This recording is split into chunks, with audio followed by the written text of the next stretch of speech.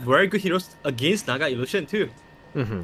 So actually seems pretty good for Naga, honestly. Well, yeah, you have ways around it in the sense of like, you know, the Pit of Malice, like, you know, the Dream Quill, you know, the Silence and everything, the Waning Rift from Puck. So you have ways, but it's not ideal. You definitely don't want to be fighting this, especially when you're like, your carry is going to be the Wraith King, right? So this seems to be like, I don't know what, I really, this Jackie Naga is really throwing me in a loop.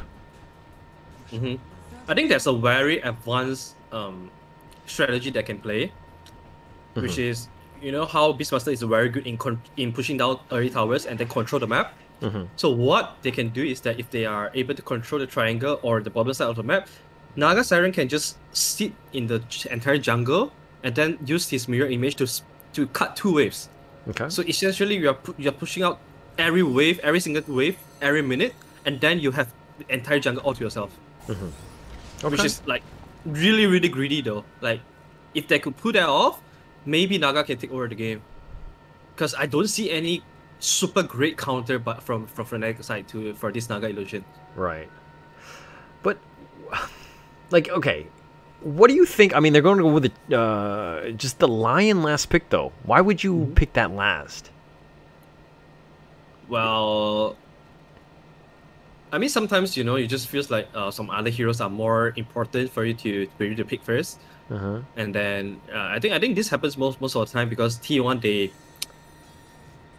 they I mean, never mind. I'll just forget about this. Because like I feel like I'm trying to overanalyze this. Yeah, yeah. I honestly point, you know, don't know why. It just. I mean, Lion is good against. If you look at the hero to hero counter, Lion is good. I just couldn't think of any reason why they specifically put Whitemon's hero at the last. Yeah.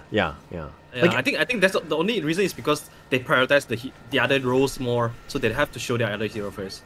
Like, that's my only guess. I was kind of hoping it was going to be like a Lion mid, and also that's why they picked it last. You know what I mean? Like, it kind of makes more sense, but to pick it now, like last, and just be like, we're gonna give Whiteman a Lion. Like, it's so weird. Why would you, like, you can hide your picks better, right? It just seems like a really weird way to draft.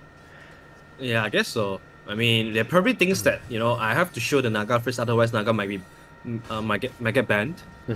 And then post 5 Whitemon is a player with a very diverse hero pool, so you can probably pick anything for anything good for him with the last pick. So they're not using the last pick as their gotcha pick. They're using the 4th pick for the Naga for the gotcha one.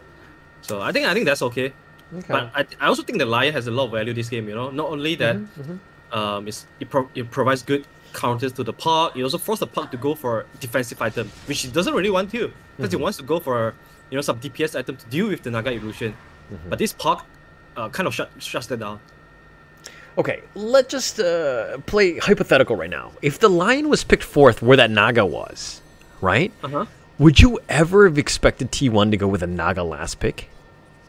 Like, you know what I mean? Like, you would. That's why you would go with Lion.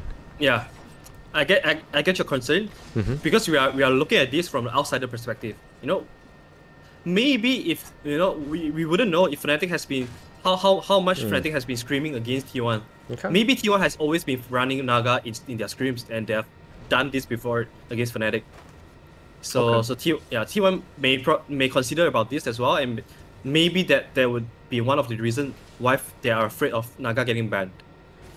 All right, now I feel like you just insulted me just by calling me an outsider, basically. I mean, for me too, because I wouldn't think of the Naga ban too. You're making me feel really bad now. I need to cry in a corner, you know? I'm not an insider. I don't know what's going on with the screams. Like, thanks, man. Feels that too, man. Because I'm outside of you. All right, but Underlord is actually by himself. Enigma's kind of farming alone as well. But in this lane, I think Raven should have a little bit better time going up against the Beastmaster Mirana with his Ogre. Yeah, should be. I mean, worst come to worst, he can always just retreat back to the jungle, but I think the lane is pretty solid for him. It seems that all the lanes are pretty solid because, you know, everyone is picking such a slow hero. And look at Jabs at the top lane. He has just been farming jungle, leaving Underlord completely alone, and Underlord is completely okay because Naga is just gonna push the lane. and they are gonna kill the Underlord anytime soon. Yeah, Whiteman's looking to just kind of trade with Jazz, but he does need to be careful about all those Eidolons. He's got quite a posse, but they're not fast enough, and he should get away. Carl, he's out leveling the puck here. So while like Venge versus puck, who do you give the edge to in that matchup? Feels like a trade farm matchup to me, honestly. Okay. Unless one side, did a huge mistake, or they just fully commit to hitting each other up, and then maybe kills will happen when that's the case. But I think normally both of the mid laners are just going to play this safe, get to their levels, and then make rotation in the side lanes. Because it's mid is never about the one versus one solo kill thingy anymore. Yeah, that's like the dandy era. So right now, all the mid laners, all they want to do is make rotations, get to their level 6. Okay. So it's a little bit more passive in that sense, but they're going to pick up some runes here. I like it how Jabs is actually saving the rune for Puck, who should make his way back into that. But that's the teamwork. Yeah. I don't know if you saw this, but Raven and DJ, they used Fire Blast and the Wraith Fire Blast to kill the boar. I mean, this is just animal abuse in the bottom lane. I mean, it's very important to kill the boar actually, because they are not gonna kill either the Beastmaster or the Mirana. So getting the core out of the picture actually gives you a lot of XP and also gold. So but it's a pretty big commitment in terms of like mana, right? I mean, true. Yeah. If you don't have a good heroes to deal with the boar, then you are gonna have to commit to that. There's just no choice. Yeah. Okay. All right. By the way, what do you think just about Lion in general in this patch? I think Lion is a very greedy support. He has always been a very greedy support. Unless you can play, unless you have a very good positioning as a support player, then maybe you can make use of Lion a lot. But this hero he generally wants more item. The more item Lion has, the stronger he is, the more impact he can do. And then one thing that, whenever I consider about Lion, I'll always be thinking, is there any other hero that can do the same thing as Lion and be better than him? And there's a lot, especially like right now Shaman is so popular in the patch. I think Shaman dominates Lion in every single aspect. They got him. They got the Underlord, and that's going to be first blood, and they give it to Jackie. But okay, I don't know. I didn't see the entire ban list. But with that Enigma first pick, isn't Rubik on the table? Why would you not pick Rubik last? Well, actually, I did pay attention to the ban heroes as well. Okay. But I don't think there's. Wait, is there any? Oh, because T1 they pick Mirana first pick. So they know that it's gonna be the 4. So that it's gonna be the 4, and they don't really want to flex the Mirana to other roles, and that's why they didn't fit a Rubik in. That's super interesting. I mean, this is one of those things where they know the team. They've been playing against them a lot, right? They have that, like, they're like, oh, they first pick Mirana. Oh, definitely it's going to be the 4. Like, you know what I mean? Like, how maybe if you're playing against a team you don't really know, you probably wouldn't do that or assume that, because you would assume, like a flex in that sense. But Ku getting a little bit low, and Raven will get that kill. So. Good little kill coming out from Raven, and Raven is already leading by quite a lot. This could be a Radiance game. Yeah, I think it's actually pretty good.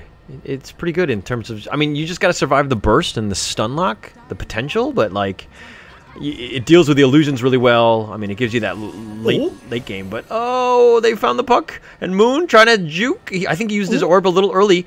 He doesn't actually have enough to get away. Did not assume. And this is the power of T1's lineup in the sense that they have that single target reliable stuns galore, so to speak.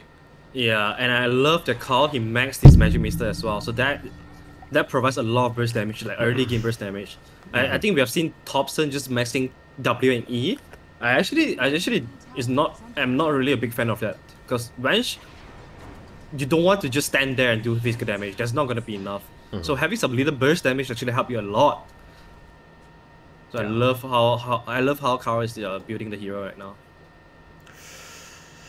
He's 4-3-1, at least in terms of his skills. No swap. You don't really need swap. That makes sense. But like, I mean, I don't know if there's true value in 3 points in Wave of Terror, especially early. Like, isn't the aura a little bit more value? Let me see. Is aura percentage? Yeah, it's percentage. Yeah, I think whatever spells that have percentage, you normally want to max them the last one, the last. Okay. Yeah, cause they skill with levels and they skill with items, right? So normally you just go for the raw, whatever skills that give you raw damage. Okay. But Wheel of Terror is definitely that. Yeah. All right. You're the smart one. I just work here, so you know it is what it is. I mean, I'm pretty sure you know this. You just want me to answer them.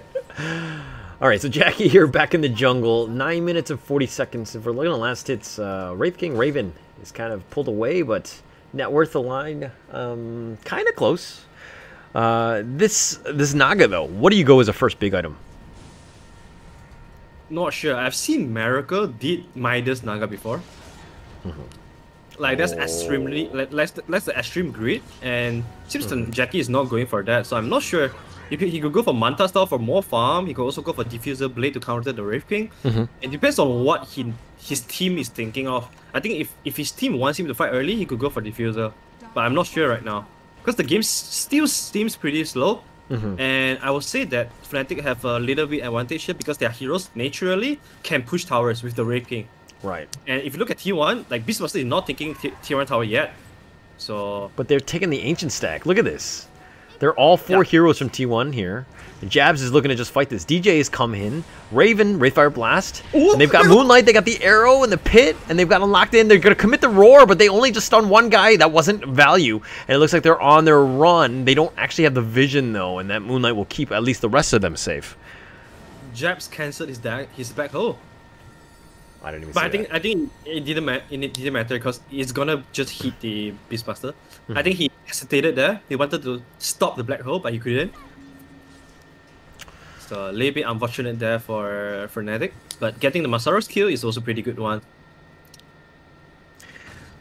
At the end of the day, though, I think the biggest thing is just Stealing the stack? I mean, they didn't steal the stack, yeah. Like that's pretty massive. I thought like that's kind of ballsy from T1, right? Yeah. Like I think they did it without having the song on Naga too. So that was really risky. They knew someone would die. They just wish they... Oh my finger God. Picks up Jabs. Jabs has not had a great start to this game. He's going to be stuck here. Raven is all by himself, but here comes Mazaros. He's got the Pit and the Rain of Fire doing some work, but does he have the ult? He doesn't have the mana for this, and it looks like Raven is going to tick away. He does go down. The Dream Coil is on point with at least 2 of them, and he's looking to just fight this one. Mazaros is focusing up on Carl, and they do have him. He's been silenced, and he does go get killed here. And it looks like the leap away from Zephyr, running for his life, but the Ignite will slow him down in his retreat. And the right click from Moon, he takes the shot, and he walks away. What style there?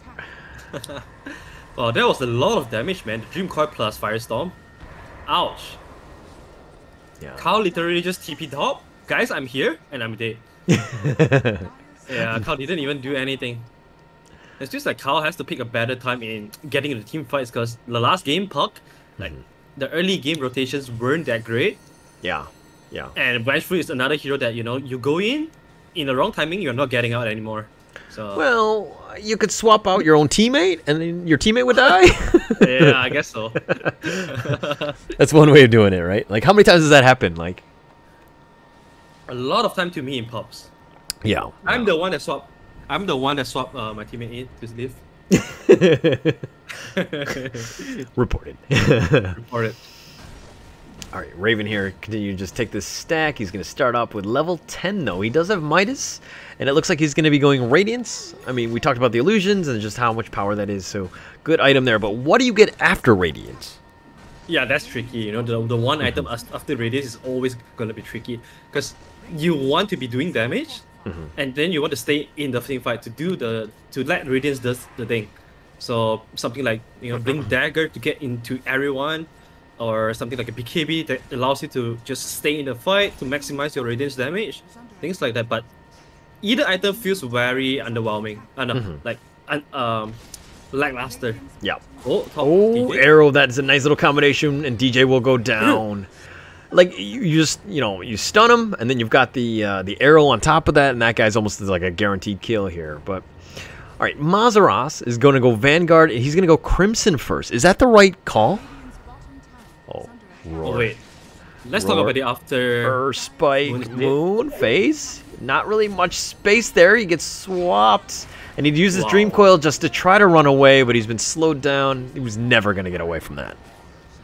Whitemon is so one step ahead there. He literally just ignores, he stopped hitting Puck and walks to the direction that he would join the AWP you go. And then he hacked him there. So that was a very good play coming here from Whitemon. And you're talking about the Crimson Guard or Masara. I think that's okay against the units of Beastmaster. Okay. Oh, big fight. Oh, they found DJ. The figure's going to be committed. They do get the extra damage from Whitemon, so he's going to get value out of this. They got the Hex on Raven, but is he going to be able to dodge through and survive and just juke in the trees? The Whitemon is just running away, just creating space if anything. And oh my gosh, he gets away and the Tranquils is off cooldown, so he gets away with 400 movement speed. Whitemon is a speed demon. Wait, Jab says no. Here I am. They found him. Wraithfire Blast, and they'll probably give this one to Raven. Yep. Wow, Whitemon with the Tranquil, Wind Lace plus Fatal Brush. What a speedy little lion. Oh, but okay, that's the reveal of Jabs' Blink Dagger. So, I mean, if you're gonna get information out of that, I mean that's probably best case scenario. And you're Whitemon in the sense that you're just like a lion, right? Position 5, it's not the end of the world. Not at all. I mean, you are always happy when the enemies are spending some more time to kill you, more than they should. And talking about, like, I was just looking on Naga, and we talk about, whether he want to go for Diffuser Blade to fight or Manta start to farm more. He went for Manta, and he's going for the Skadi next. He doesn't even bother going for Diffuser Blade because he knows that Wraith King at one point, if he wants to, he can counter the mana reduction with a shard. Yeah. So that's why he doesn't feel like Diffuser Blade is gonna be worth it. It's gonna slow down his farm anyway. So Manta style is gonna help him overall in the entire game. It's great against all the tanky heroes on Fnatic side. It's also great item to help him buff up a little bit. Yeah. And I mean, he's gonna go Scotty, and I think that's the biggest thing because their team kind of lacks that that beefcake. You know what I mean? Somebody who's kind of like able to withstand the attacks like a Wraith King is. He's gonna be somewhat tankier, someone you need to deal with twice. So a nice little play in terms of just looking for that team fight that's eventually gonna happen, but it's gonna go a little bit longer than it normally would. Yeah, I feel like this is gonna be like exactly like last game. Whoever that lasts longer in team fight, is going to win the game. And seems that Fnatic this time they have a lot of good ways to engage the fight or disengage the fight. They have Dark Rift to disengage. They have a lot of good ways to start the fight too with Coil and the Blink Black Hole. It feels like Fnatic generally is going to be in control of this game until the Naga, until the Naga pop off. Yeah. I mean, there's going to be so much pressure on him to just carry this game. I mean, they're like the potential team fight. And I always look at like the teams of like how a fight would happen. Like you're going to have Moon go in. He's probably start things off with a Dream Coil. You have Pit and as a counter initiation as well as a Black Hole. So like it's going to be you have to get the perfect team fight. Target prioritization or target priority is going to be super important. Speaking about target prioritization, Vengeful just completed his Agonyms, so it's going to be tricky for Jabs right now. Is he going to kill the Vengeful first? Because even if he does, Vengeful with the Aghanim Scepter, he can still swap to stop the Black Hole. Yeah. So I think, in order to have a successful Black Hole, you have to Black Hole the Vengeful and hope that he dies. Moonlight, they're looking for somebody, but they spot him out because his Ku did not actually micromanage his creeps well enough. The Pit is going to be used, and they're going to kind of catch up from the backside. They found Carl. He's stuck on the low ground, and they get the finger that's going to commit all the way onto Mazaros. Can he survive this? He's so tanky. He actually is still alive somehow. Okay, he eventually goes down, but Raven is looking to go get low, but that's a nice Dream Coil, locking into 3. He gets swapped back, and they've got Raven at least for the first time. And can they do the second one? Moon with a nice play there. Nice silence, doing a lot of damage. Whitemon getting a little bit low. He does need to be careful. DJ's running after him. He's on his horse, so to speak, or at least the chicken thing or whatever it's got. And Jackie's going to now commit this Song of Siren, and he's looking to just TP away. Well, it seems that Fnatic lasts longer than T1 here, and you know Fnatic has one hero that with 2 lives, same as T1 too. They have Vengeful Wraith with the Agonies, and with more item, I think this Wench could actually be a problem. Yeah. Because the entire team fight is going to be 6 versus 6 with Kao, with this Agonies Vengeful. So it's going to be very interesting to watch all these fights. And it was really good for T1 for one moment because they took down the beefiest guy on Fnatic, which is the Underlord. And still, Fnatic was able to come on top of that team fight. So just imagine if this Underlord was able to stay longer for a little bit. Things are gonna be so bad for T1 because all the sustain coming out from this guy. And it looks like he's called an audible in the sense that he's not going to go with a full Crimson yet. He's going to go with the Atos first to kind of just control the battlefield a little bit better. I think that's a smart call, but I think that the magic damage is something they need to worry about. I feel like Pipe is a little bit more value for the team as opposed to the Crimson. And yes, I understand that it helps out a lot of the creeps from the Beastmaster, but I don't know. I'm more worried about Mirana and Lion, of course. Well, I guess he's also considering that his teammates are either quite tanky or elusive, so he doesn't really need the pipe. And normally, you don't, as an Underlord, you always want to have an Atos. Oh wait, cool. Oh, the silence! They go in. They have a nice little blink, and it looks like he tanked that gank there as he gets decimated there.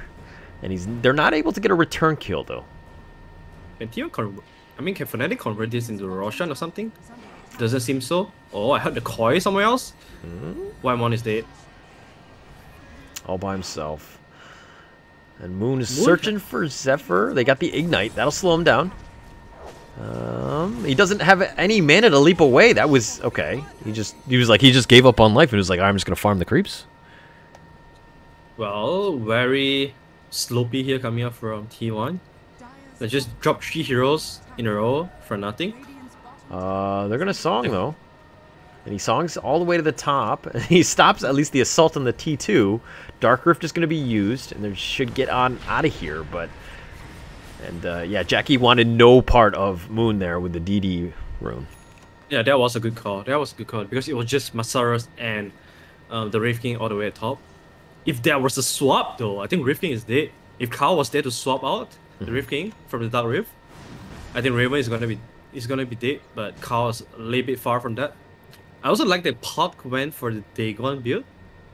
So he has the tools to instantly kill the Lion, which is a big part of the control of T1, which is really good.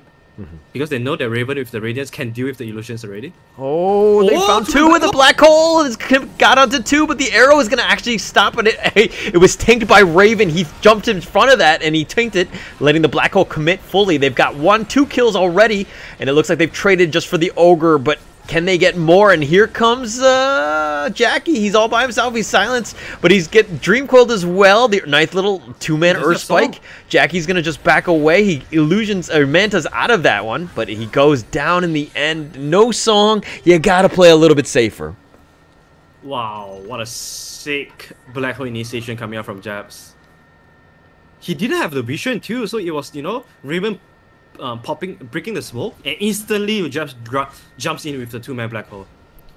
That was crazy. That was crazy. Yeah, that was a really sick initiation. But I mean, another thing is that I don't know if Raven tried to do this, but he jumped in front of the Mirana arrow, letting the black hole commit, and then they were able to just get, you know what I mean? Like once you kill one of those heroes, it's a huge amount of control that's just gone. Yeah, I don't know whether it's calculated or not because I'm not sure if Raven has the vision of the arrow coming, but yeah, still. It contributed a lot, for the Enigma black hole to go full duration. It means a lot there.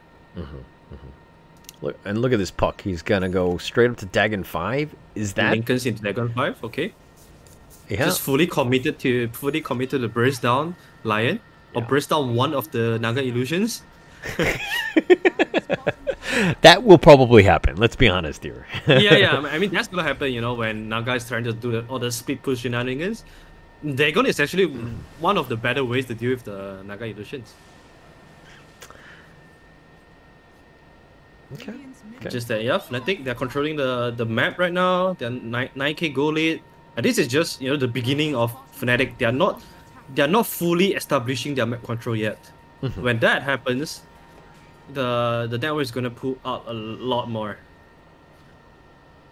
Carl, on the other hand, is going with already has Ags that we talked about, and then is gonna go Pipe next. Is gonna go straight up Aura build. Is that okay? I think that's fine. Okay. Yeah. I mean, they don't. Wait. Ooh, Big Zephyr. They got a nice. Trying to leap away the Moonlight. Jabs is in position. Raven goes right in and he gets the Lion. He gets Whiteman and the Dream Coil, and they found Jackie. He's all by himself, so they do need to fight this. He gets swapped back, but he gets stunned and he actually breaks the Dream Coil, though. I don't know if that was ideal. Raven's gonna die the first time. The leap forward. He doesn't actually get away, so he's gonna be left for dead. But it's just two supports.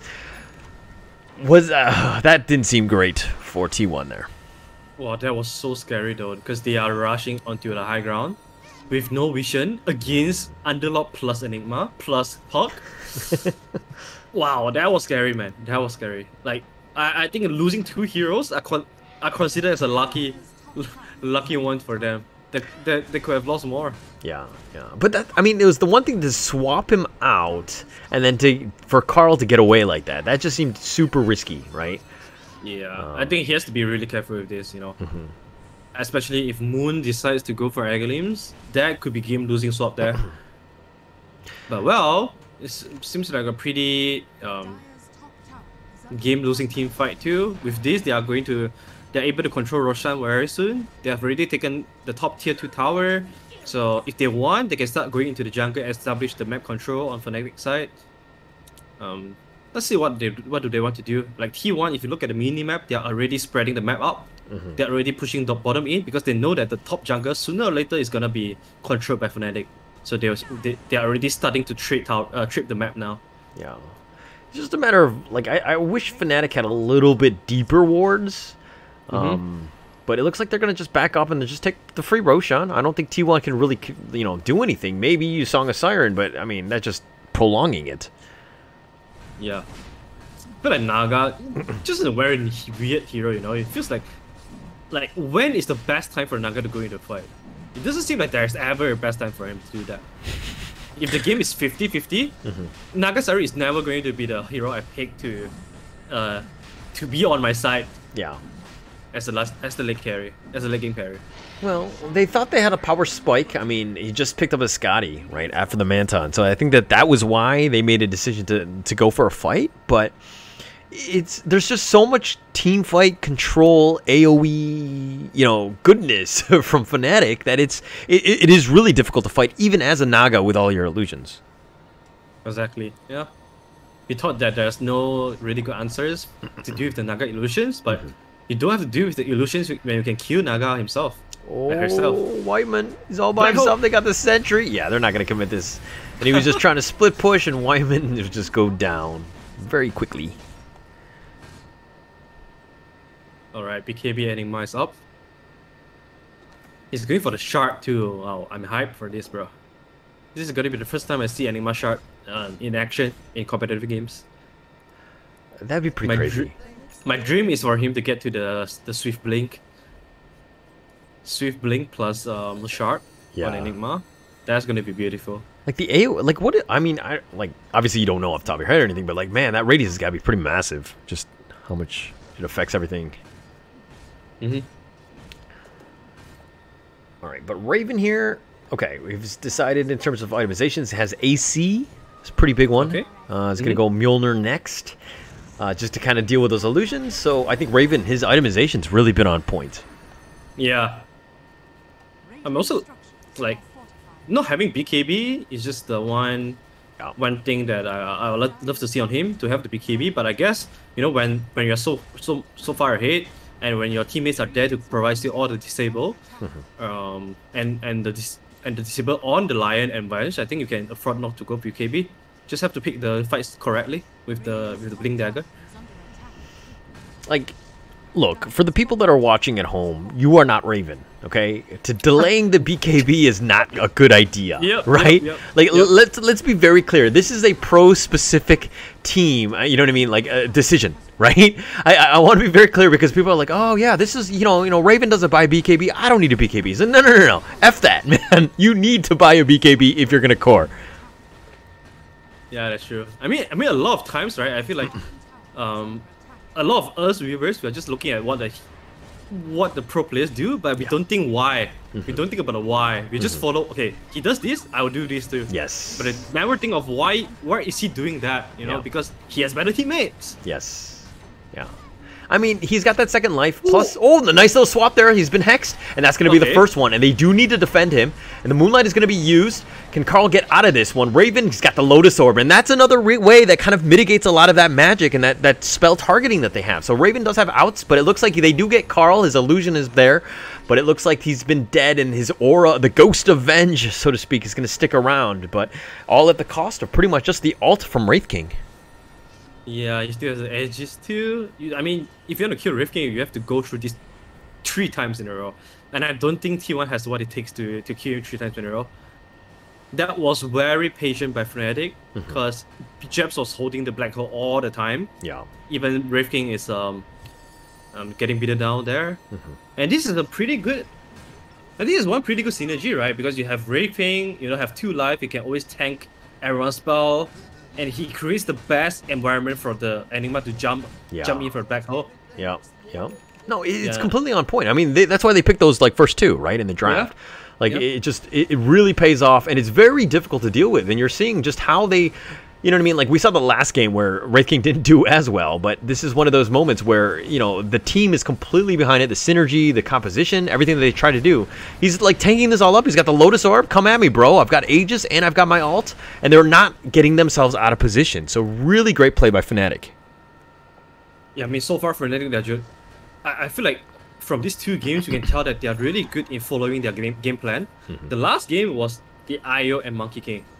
So they were just, playing to the Raven timing. Yeah. And this game, they obviously know that Raven is the core of this entire strategy, and they are just patiently, waiting for playing with the Wraith King, playing to the Aegis, playing to the Reincarnation. Feels like Fnatic here, execution-wise, they are really clear. They have a really clear idea of what to do in these games. Now look at this, and just by being very clear, this is how you want to win games, right? You make good decisions, you make sure everybody's on the same page, and that graph goes up. I mean, yeah, there's a little bit of a sideway angle where it drops down a little bit, but it doesn't actually go negative, right? That's when you're starting to throw, you do need to be careful. That obviously happens a lot in SEA, but I think in this case, Fnatic have been really in the driver's seat, and they've just put the pedal to the metal, so to speak. Man, this Fnatic draft, I mean, this roster, they're playing so patiently. It reminds me a lot of LGD or any of the China team, They're just like, okay, I'm going to choke you. I'm going to choke you in your base for 20 minutes, and I'm going to build this 30k goal lead, and then I'll go onto your high ground. And this is just really good. And even DJ on the Ogre, he's got himself a Midas too. So they are not afraid of going late game whatsoever. Literally, DJ has a Tranquil and a Midas at 32 minutes. Jeez. That's all he has. Jeez. What a boss. And I mean, the only weakness I can see from Raven's play right now is that he had his Midas on off cooldown for about a minute and a half. And I mean, DJ ended up coming, he had the multicast on his own Midas, so he stole all the creeps, so it actually slowed down Raven a little bit. Wow. That could be, that almost was a 3-man black hole if Japs saw them. Oh, I think Carl's going to walk into this one. They need to be careful. There's a smoke in the top lane. They found him. They've got the finger. They've got the magic missile as well, and they end up making Moon pay, and that's a pretty massive streak. 8 kill streak for 769 gold. Whew. Not only that, they also retrieved the gem as well. Not like retrieve, but probably acquired the gem from Fnatic. But so that's gonna help. That's gonna help them get back a little bit of that control. Well, it's not gonna be easy though. Like, no, there's definitely comeback potential from T1 draft, but it's not gonna be easy. In fact, it's gonna be really, really difficult because Wraith King now, he's going for the BKB. He's going to end the game soon with the BKB. All right, so Naga though, Jackie has just picked up the Abyssal. Is this the right moment where she's got, like, 3 big items? Like, this is the time for her to push, or is it going to be like more of a split pushy style, like just to buy time at this point? What does T1 and Jackie do? I feel like even with this abysmally, you're not going to contribute too much in the team fight simply because Fnatic, they always have Wraith King in front of everyone else, and then are you going to commit all your spells onto the Wraith King and then he's just gonna reincarnate and then fight you another round where you don't have your Manta anymore, where you don't have Abyssal anymore? Probably not the best target. So I think it's very important for T1 to somehow get around Wraith King to go to the backline first, and then maybe Naga can use the Manta plus Abyssal Blade to brace down someone. But that's a big maybe though. It depends on whether or not Fnatic gives them the opening to do that. So it means that they rely on Fnatic to make a mistake first. Only they can punish. And that's going to be really hard so far. From the discipline I see from Fnatic, it's going to be hard. Like, it makes sense to ignore Raven until the very end. But the thing is that, man, like, this guy, he's going to he hits like a truck. Right? And this is the moment when you're playing Dota and you're farming like Raven is, and you're like so strong. Like, this is when you feel really powerful. You know what I mean? Like, this is why you play Dota and you just slice and dice people. You just destroy people and you make your life, like, look how fast he kills the creeps. Like this guy is a monster. So trying to kill his teammates, which, let's be honest, Ogre, Magi, Underlord, these are not the quickest of people that you can just kind of burst down like that. Exactly. And that's why I'm never a Naga fan. Just feels like this hero is very countered by items. Because, you get a Glimmer Keep, you get 4-star. What is the Naga Illusion going to do to you? There's a lot of ways for you to kite around. All Naga does is prolong the game. Yeah. Prolong the inevitable. And all you have to do on Fnatic's side, you see the Naga, alright, you know that you can go greedy. It's okay to be a slow game as long as you are equally fat as the Naga. You are gonna win the Naga. Isn't it kind of like the Naga, like prolonging the game? It's kind of like a bad techies in a way. Like, techies can do it better. That's true. Yeah. Techies actually give you more potential to win the game. Right? Although techies is a 4 as well most of the time. So he's not gonna take away too much of the map resources from your team. But Naga, he's gonna farm everything, and then do the least. Yeah. It seems. So okay, instead of Naga here, who would you have picked? Let me see. With King Enigma. Mind you, they had not picked the Lion at that point, so take him out of the equation as well. I mean, this is actually more of a reason for them to have picked Lion fourth. You know what I mean? Because when T1 showed Mirana, Beastmaster, Venge, I was thinking heroes like the PA or Ricky, that can join teamfight, they can explode, they can come into the teamfight and explode a ton of damage, so that you make use of the Beastmaster and Venge aura. So Ricky and PA was my two top choices. When I look at the three heroes of T1. And I got really threw off by this Naga because I don't see how Naga is going to use his teammates. Like, there's no synergy between them. Yeah. I've seen too many times where like the Song of Siren try to set up a good attack, but then like you don't even have like the wombo combos. Like if you had but the Dream Coil completely whiffs and Ku actually gets away. That was a little bit of an outplay there. T1 surviving, and they just need to disengage, make sure they don't lose anything at least at this point. Yeah, but Cuckoo has to run straight to the Roshan pit though, because Fnatic, if you give them a glimpse of or a small window to take Roshan, they're gonna take it really quick. They started it, but they stopped. Actually, that seemed a bit weird. I think they're afraid of the Song of the Siren from Naga to steal the Roshan away.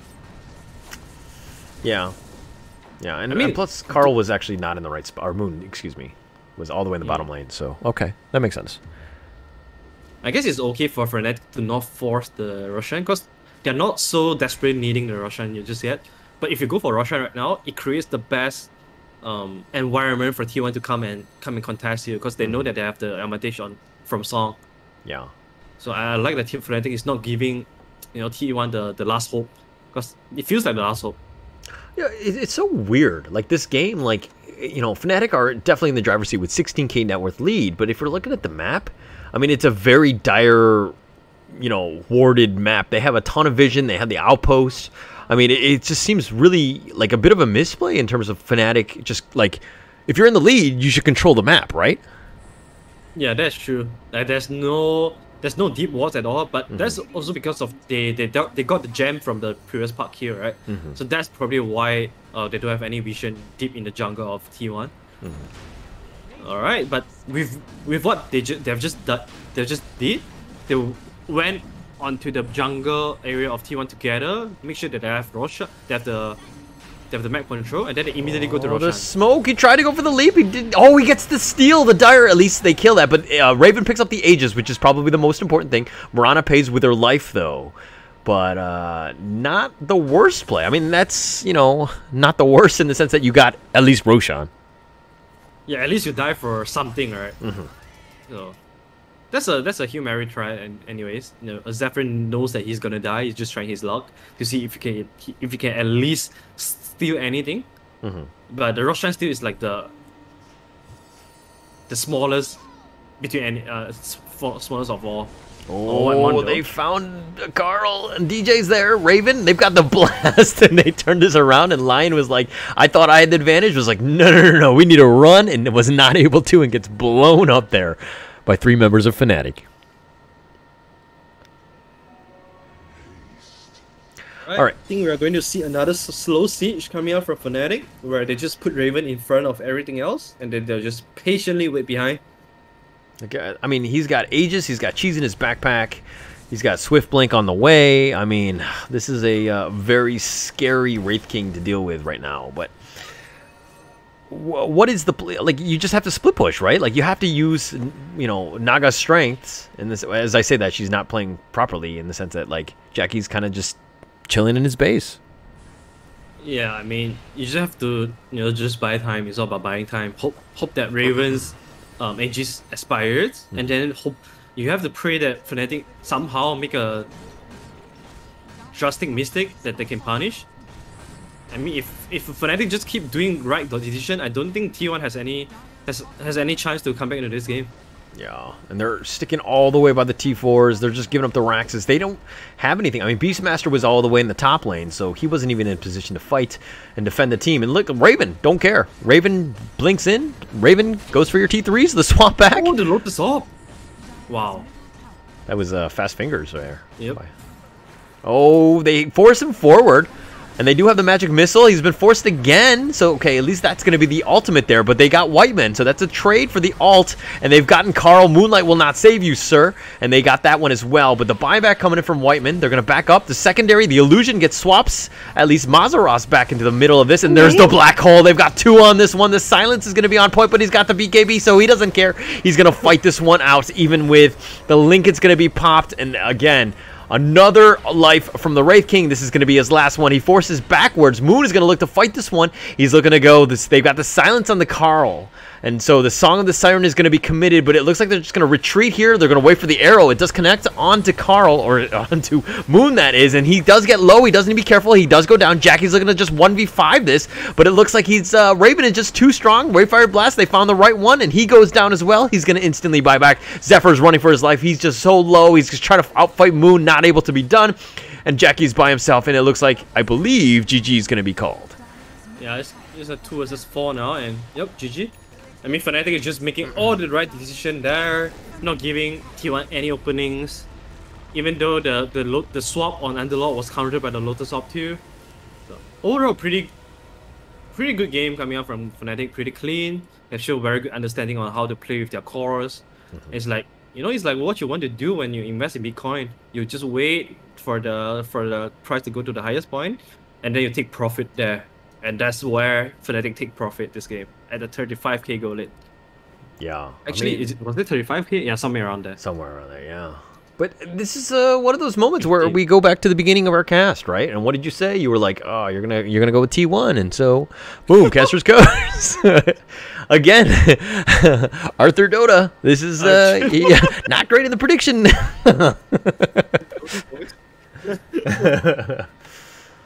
Nonetheless, I don't think. I mean, it just seemed like the team composition of Fnatic just were on point. Everything that they were doing was just like, it's so difficult to fight into that lineup. Yeah, man. Oh my god, this super like team fight intensive one. They're so good in taking standstill fights, man. Like with the Park, Dream Coil, like whoever they Dream Coil or use the pit on, everyone knows that alright guys, we just fight here at our Dream Coil at our pit. So everyone is so clear in their mind that alright, we are taking fights here, we are not going anywhere else, we're not going to do some shenanigans or chase anyone back and forth, we're just gonna take fights right here. So it makes everything so much more simpler. Yeah, it just like even with the farming, like look at how much Jackie had farmed. He's 26,000, right? I mean, yeah, he did a valiant effort, but there's really no other farm on the rest of the team, and they kind of suffered for this. Like Carl, like even falling behind Ku, and you know, not a great game. Yeah, not a great game at all. The Naga Siren idea did not work out. It was good though to play with the Beastmaster. Like the idea was very high class and at once, but whether or not can you execute them is a whole another story. Yeah. So, you know, like Naga Siren, I've only seen Naga succeed in one scenario, whereas Naga is like 2 items ahead of the enemy carry. That's when Naga can really strive. But what other carry cannot do that with 2 items ahead? Yeah, so not a big fan of Naga pick there. Yeah. Not at all. I just really didn't pay off. I mean, and like look at how poor Whiteman is. He had Tranquils that, remember, he got it so early, and then like literally nothing else, and then he just has forced out for the rest of the game. I hate to point him out, but if we're just looking at just player items, like wait, hang on, I just want to see when he got the force. He got it at the 28-minute mark. Oh no, that's no, sorry, yeah, 29-minute mark. Excuse me. And so not able to buy anything else. Poor Whitemon. I mean, like, there's nothing much Puck could have done this game. You know, I feel like the entire lineup of T1, the 4 heroes, they really, really want to fight. But they have a Naga that's dragging them back. Like, if they had a hero that was just a little bit faster pace, somebody who can kind of just go in with the ganks, because, like, they're, like, supportish, you know what I mean? Like, you had some nice Earth Spikes into arrow combinations. Like, you have the potentials to burst, but, like, then you have, like, a Naga Siren? It, like, doesn't seem to make any sense. Yeah. I still like my ideas, though, the PA or Ricky, some heroes that can go, that can join the team fight, because they have 4 stuns on on Beastmaster, Vengeful, Lion, and Mirana. They have insane disable. They just need one guy to come in and clean up the fights. So, yeah, I guess. Okay. Yeah. I think Fnatic definitely brought us a very good performance. I think they are once again, you know, playing at very good understanding. I wouldn't say that Fnatic one step above or one tier above T1 right now, but it seems like this is the thing about the Cuckoo stack. They are always playing with a lot of amazing ideas, but whether or not can they convert them into good execution is another thing. You know, you talk about the ideas or whatever, but I feel like this is a very, dare I say, early Dota 7.0 style of team lineup, right? In the sense that they have like the Venge, Lion, Mirana. Like, I feel like those guys are very similar, very squishy, and at the end of the day, it felt like they were just like three supports, so to speak, and you're kind of putting all the, it's like a 4 protect 1 for Naga, and I don't think that that's the meta. I think that, you know, if you want to innovate, you got to create something that a little bit differently, and if we're looking at the lineup of Fnatic, like, I love it. Like, you have the Puck, you have the Enigma, and you have the Underlord, all of these things that AoE control. Yeah, you don't have that single target, like, stun that you're, like, everyone else on T1 have, but this is what you want to do, and it's so difficult to fight into this lineup. Yeah, exactly. I feel like Fnatic, they are the ones that are innovating. They're not only pinpointing the strong heroes in this patch, they're also putting them together and make a very good draft out of it. That gives you a very good timing. So yeah, I think Fnatic definitely maybe, you know, a little bit ahead of reading reading the draft and reading the patch. So yeah, pretty good game by Fnatic. Easy 2-0. Easy 2-0. It feels pretty easy, actually. It feels pretty easy. Yeah, definitely. Yeah. All right. Nice one. Good cast.